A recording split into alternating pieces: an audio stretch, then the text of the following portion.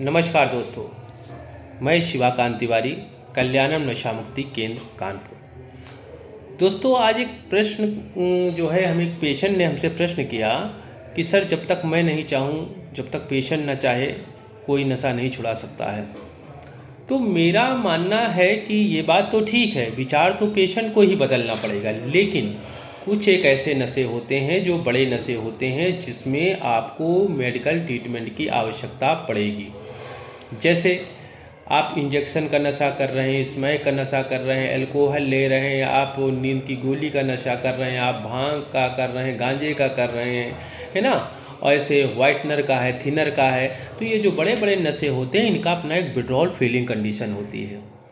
वो लक्षण जो डिपेंडेंसी के कारण जो है होने लगता है जब नशा नहीं मिलता है, तो उसी के कारण लोग नशे की तरफ भागते हैं और नशा करते हैं। ठीक है। अब इसमें बात रही कि हम यहाँ पर जो डिपेंडेंसी में है उससे निकलने के लिए साइकेट्रिक दवाओं का सिम्टोमेटिक ट्रीटमेंट करके, काउंसलिंग के माध्यम से किसी न किसी तरीके से उस कंडीशन से बाहर निकालते हैं। जो बाहर संभव नहीं हो पाता है, इतना उसमें नहीं होता है कि जब आपको फीलिंग कंडीशन होती है वहाँ कोई ऐसी वैकल्पिक व्यवस्थाएं नहीं होती हैं जिसके कारण जो है लोग नशे की तरफ भागते हैं और नशा कर लेते हैं। यहाँ पर वो चीज़ संभव नहीं होती है, इसलिए नशे को छोड़ते वक्त आसानी होती है। दूसरी चीज़, विचार तो स्वयं को ही बदलना पड़ेगा, और अगर हमने एक बार विचार को बदला, आपको उस दलदल से बाहर निकाला और उसके बावजूद भी आप रिलैप्स हो रहे हैं, तो कहीं ना कहीं आपको किसी चीज़ का कोई एक तरीका का मान के चलिए कि किसी बात की कोई परवाह नहीं है। जब आप नशे की कंडीशन में थे, उस फीलिंग, उस विड्रॉल को परिवार ने, हम सब लोगों ने बताया कि आप नशे की कंडीशन में क्या क्या कर रहे थे, गाली गलौज, मारपीट, नसों को काट लेना, अपने जो है चोरी कर लेना, दुनिया भर की चीज़ें बताई जा रही थी।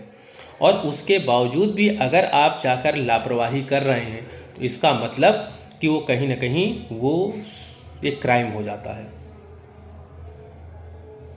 और क्राइम हो गया है तो वो फिर जो है कहीं ना कहीं उसमें ये लापरवाही शामिल हो जाती है। अगर आपको पता है कि नशा करने के बाद आप गाली गलौज, मारपीट ये सब करते हैं, तो वहाँ पर आप सुधार नहीं कर रहे हैं। इट मीन्स क्या आप ये चाह रहे हैं क्या? जब आपके अंदर ही सारी काबिलियत है, जब आप ही चाहें इस दलदल से निकल सकते हैं, आप ही के अंदर वो कैपेसिटी है, तो जब बताया जा रहा है कि आप नशे की कंडीशन में कौन कौन से कृत्य करते हैं, बच्चों को मारपीट करते हैं, है ना, शारीरिक प्रॉब्लम होने लगती है, मानसिक प्रॉब्लम होती है, ब्लैकआउट कंडीशन में चले जाते हैं, और घर में लड़ाई करते हैं, माँ बाप से लड़ाई करते हैं, पत्नी को मारते पीटते हैं। अगर ये नशे की कंडीशन में करते हैं और जब यहाँ ठीक करके उसको ये बताया जा रहा है, उसके बावजूद भी अगर विचार नहीं बदल रहे हैं, तो ये कहीं ना कहीं ये क्या है? क्या आप जान कर करते हैं? तो अगर आप जान के नहीं करते हैं,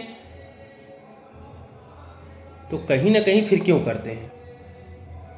इसलिए किसी भी व्यक्ति को ठीक करने के लिए सेंटर और प्लस उस व्यक्ति को स्वयं आगे आना होगा, उसको स्वयं विचारना पड़ेगा। सेंटर का काम है फीलिंग विड्रॉल कंडीशन से बाहर निकालना, सोचने समझने लायक बना देना, छोड़ते वक्त नशे को कोई तकलीफ़ ना हो। लेकिन जो काउंसलिंग है, ये सारी चीज़ें हैं, जो प्रयास हैं ब्रेन वॉश का होता है, जो विचार बदलने वाला होता है, वो प्रयास सेंटर करता है, लेकिन उसमें कहीं ना कहीं पेशेंट को भी आगे आना होगा और उस दलदल से बाहर निकलने में जो है कहीं ना कहीं मन बनाना पड़ेगा।